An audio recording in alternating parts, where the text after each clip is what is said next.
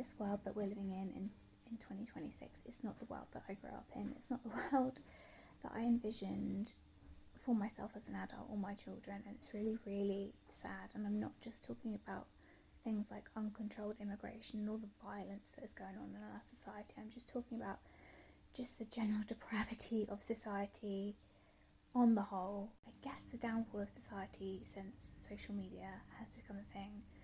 And I know I'm talking to you on a social media platform now, but for me, this is like my journaling, because I don't journal, I don't like to write things down. I have to verbalize things to kind of understand them in my head. So this is what I'm doing. But everything about the society that we are living in is broken. You know, we have corruption in our governments that is absolutely rife. We have corruption in business. We have, look at all these people, these billionaires that are making billions out of the stock market or wherever it was when this whole Iran war thing happened, and every time the oil would go up and down, they seemed to be in the know, and they would make so much money out of it, billions and billions and billions of dollars, because they had some insider knowledge. Someone tipped them off.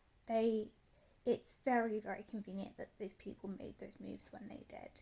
But yet it's just normalised. If you are in positions of power, I'm convinced that if you are in any government, in any country, you have not got into that position without being compromised in some way. Because that is how the whole system works. It's like a blackmail system. And personally, this is my opinion. So, you know, I don't want to get taken off this platform for saying this, but do bad people go into these positions, or do people go into these positions and then become corrupted because of what they are made to do in those positions? And I know everybody has free will and everybody has a choice, but I think power corrupts people. It's not the world that I grew up in. Looking at things like Bonnie Blue and Lily Phillips, like, yes, there was corn when I was a kid, and I would have boyfriends, friends that are boys, and they would all have like magazines and stuff that they managed to get hold of, and you know, you could watch things like on late night TV or whatever, but there wasn't this it wasn't this depraved and disgusting and vile, to be quite honest with you. Like, even SEX workers, other people from the corn industry say that, you know, Bonnie Blue has absolutely like destroyed their ability to make money, because there are no limits with this woman. There are no limits to the depravity and the levels that she will stoop to make money. The fact that she's doing this baby shower stunt is absolutely shocking to me. I didn't think she was going to go through with that. I thought it was rage bait all the way, until I saw the video of her introducing it yesterday. And there's a guy stood there with a teddy bear. Like, don't tell me that you are not creating content, fetishizing. You know the type of people out there that are watching that. It's not just people with like shower fetishes or pregnancy fetishes. There are going to be people out there who are into children, into young, tiny children, who will be watching you and getting some sick kick out of it. And the way that she spoke about it in that interview on LBC, when she kept referring to the baby instead of my baby, she was speaking about her child as though it was a prop.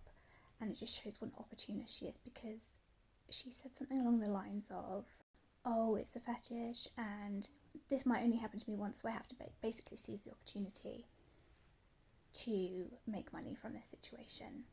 And I just think it's so disgusting.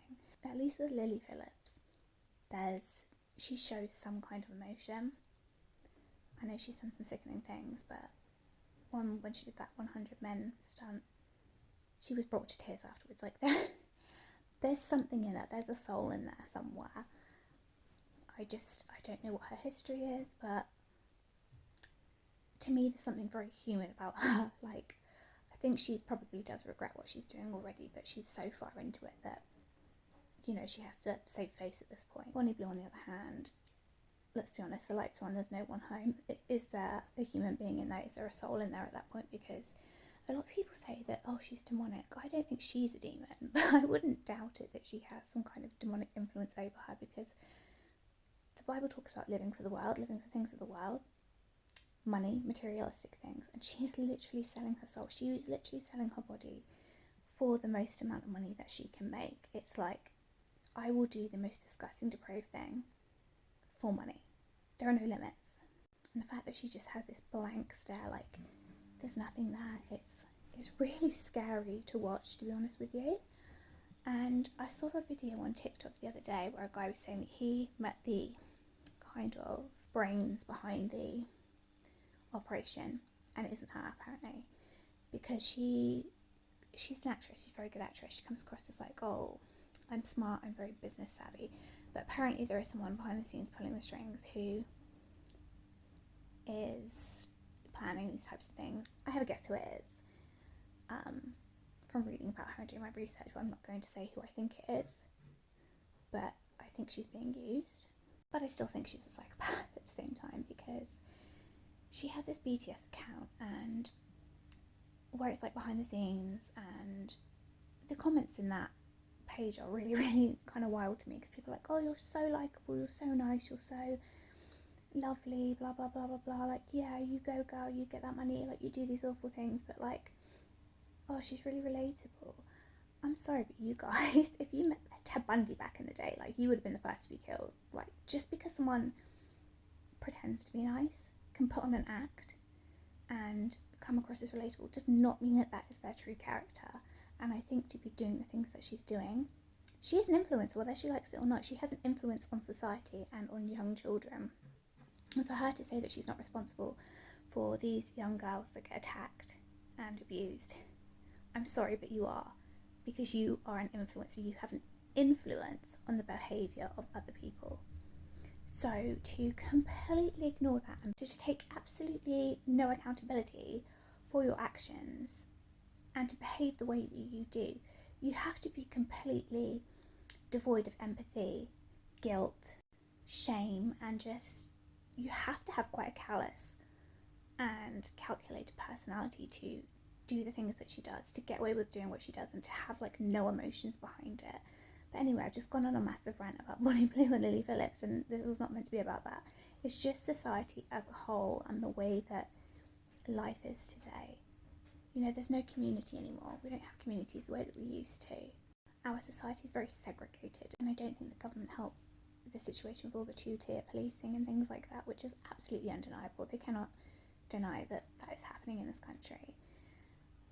But it's done on purpose to make us hate each other. I genuinely believe that they want, I don't know, maybe civil war in this country. They want to completely destabilise the West. This is my opinion, by the way, YouTube, so don't ban me.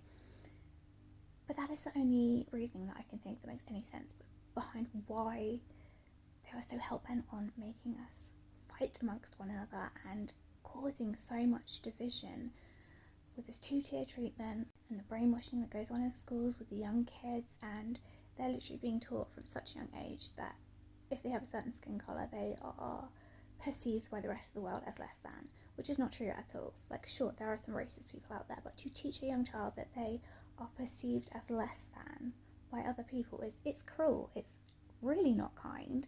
Think what that's doing to them psychologically. Well, I mean, it's doing exactly what they want psychologically, isn't it? It's going to have the effect, this psychological effect that they want, which is division.